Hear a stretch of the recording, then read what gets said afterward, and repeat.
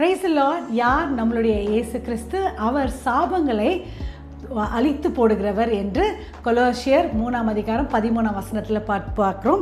மரத்தில் தூக்கப்பட்ட எவனும் சபிக்க கடவன், கிறிஸ்து நமக்காக சாபமாகி. ஸோ நம்ம எல்லாருக்கும் தெரியும், கிறிஸ்து சிலுவையில் அறைந்து எல்லா சாபத்தையும் அவர் சுமந்து கொண்டார். ஆனாலும் நம்ம இந்த உலகத்தில் வாழும்போது மற்றவர்கள் நம்ம சபிக்கிறதோ, நாமே நம்மளுடைய வார்த்தையினால நம்மளுடைய ஆசீர்வாதங்களை சபிக்கிறதை தடுக்க முடியாது.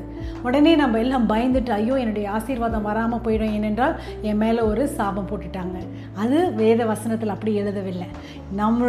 நம்மளுடைய சாபத்தை அவர் ஒரேடியாக தீர்த்து விட்டார் என்ற அறிவும் அந்த விசுவாசம் இருந்தாலே போதும், கர்த்தர் நமக்கு கொடுத்த வெற்றியை நம்ம என்ஜாய் பண்ண முடியும். ஜெபிக்கலாம். அன்பின் தகப்பனே, நீர் எங்கள் சாபத்தை எல்லாம் தொலைத்து விட்டதுக்காக ஸ்தோத்திரம், சிலுவையில் அறிந்ததுக்காக ஸ்தோத்திரம். ஜெய கிறிஸ்து முன் செல்கிறதற்காக நன்றி நன்றி நன்றி. Give you all the glory. Jesus name we pray. Amen.